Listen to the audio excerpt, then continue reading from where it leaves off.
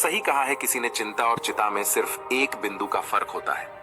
इस दुनिया में कुछ लोग बेवजह चिंता करते हैं, बिना किसी कारण ही अपने आप को और मन को परेशान करते रहते हैं। चिंता हमें बीमार करती है।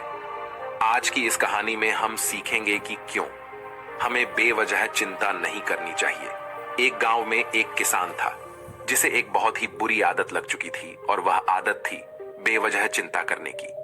वो हर समय किसी न किसी चीज की चिंता करता ही रहता। वो हर समय सोचता रहता है कि कहीं मेरे साथ कुछ गलत ना हो जाए, जबकि उसकी जिंदगी में अभी तक सब कुछ ठीक ही चल रहा था। उसके पास एक बड़ा सा खेत था जिसमें अच्छी खासी फसल हो जाती थी। खेती करने के लिए 2 बैलगाड़ियां थीं, एक अच्छा घर था, एक पत्नी और 2 प्यारे बच्चे थे।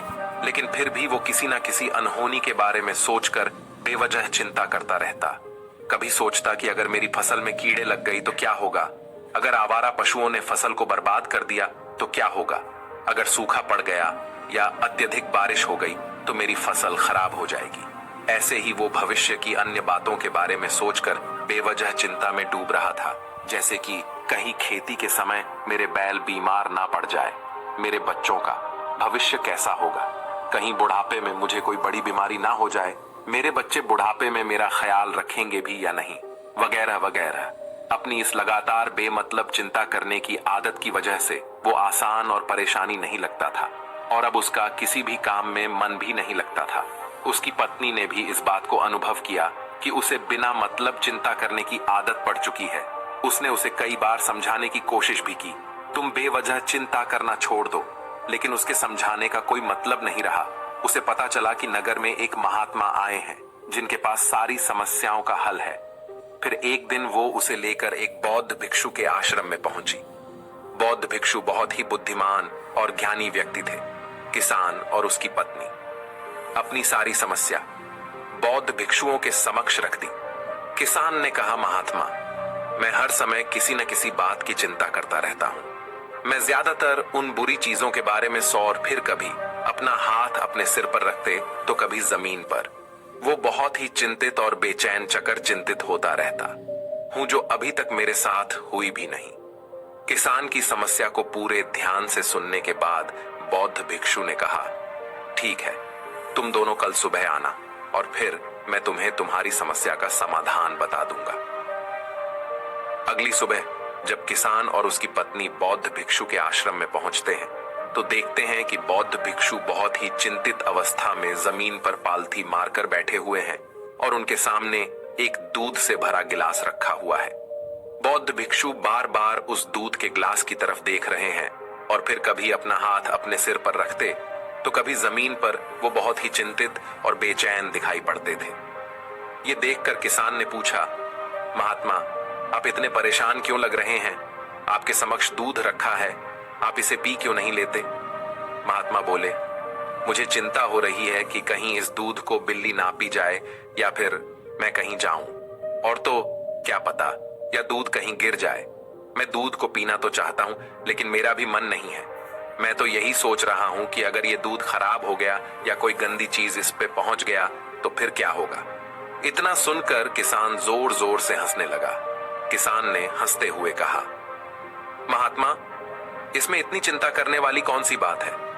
ये दूध ही तो है। अगर इसे बिल्ली ने गिरा दिया, ये खराब हो गया या फिर किसी ने इसे पी लिया तो क्या हो गया?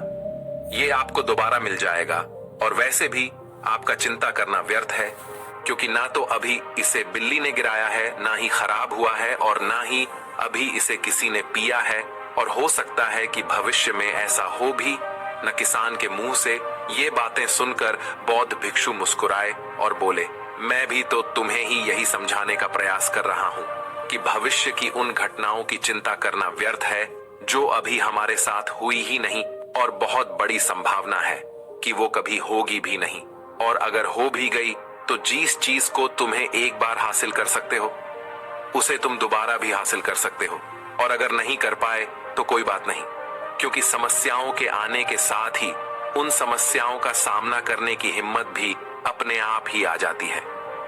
ये बातें सुनने के बाद किसान को लगा जैसे किसी ने उसके गाल पर एक थप्पड़ मारकर उसे नींद से जगा दिया हो। उसे महसूस हुआ कि वो भी तो यही गलती कर रहा है। वो भी तो भविष्य की उन घटनाओं के बारे में सोचकर चिंतित हो रहा है जो अभी तक घाटी ही नहीं और शायद कभी घटेगी नहीं। वो और फिर बौद्ध भिक्षु के चरणों में गिर पड़ा और कहने लगा, इतनी आसान में मुझे मेरी गलती का एहसास करवाने के लिए आपका बहुत बहुत धन्यवाद, और मैं आज से पूरा प्रयास करूंगा, मैं बेवजह चिंता करना बंद कर दूंगा। जापान में एक लोकप्रिय कहावत है, अगर तुम चल रहे हो तो सिर्फ चलो, अगर तुम खा रहे हो तो सिर्फ खाओ, लेकिन एक समय में सिर्फ एक ही काम करो, चिंता ना करो।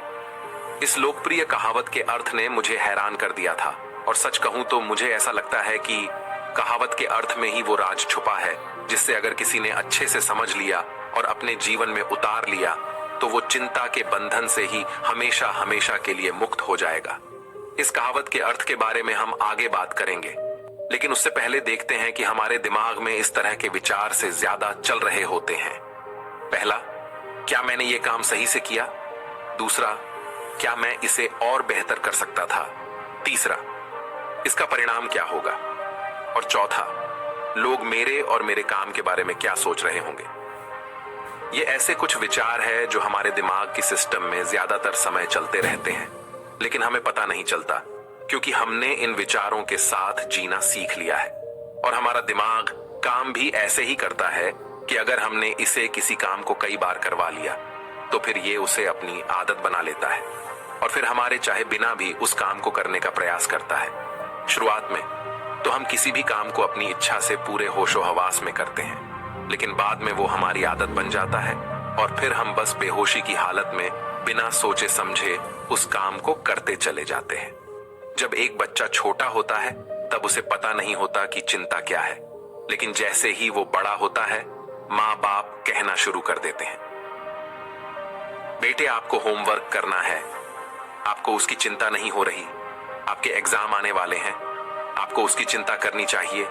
और ऐसे ही ना जाने कितनी सारी चीजों के लिए बच्चों के आसपास के लोग उसे चिंता करने के लिए कहते हैं और वो छोटा बच्चा इस बात को मान लेता है। ये अच्छा, किसी भी काम को करने के लिए हमें उसकी चिंता करनी पड़ती है और फिर वो भी किसी काम की घटना के बारे में बार बार सोचने लगता है।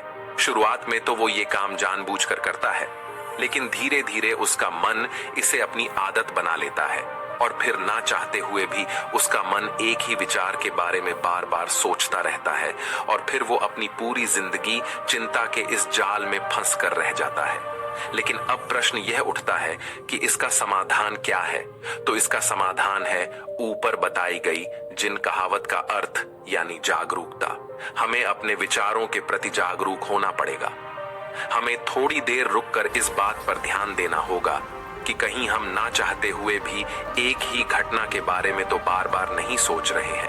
हमें पूरी जागरूकता के साथ ये देखने का प्रयास करना होगा कि पूरे दिन हमारे अंदर इस तरह के विचार उठते रहते हैं। अब जागरूकता क्या करेगी?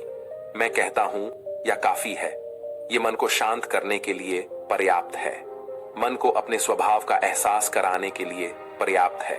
और जीवन में जागरूकता लाने का सबसे आसान तरीका है ध्यान करना।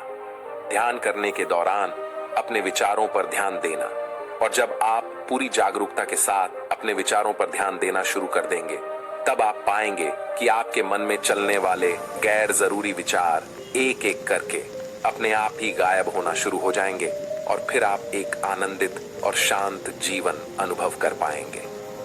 तो दोस्तों, कैसी ये कहानी आपको अच्छी लगी हो तो इस वीडियो को लाइक करें और ऐसी और कहानी सुनने के लिए बोधि थिंक्स बाय यूट्यूब चैनल को सब्सक्राइब करें। तब तक मिलते हैं हम आपसे ऐसी ही एक और प्रेरणादायक कहानी के साथ अगले दिन। तब तक के लिए अपना ख्याल रखें। धन्यवाद।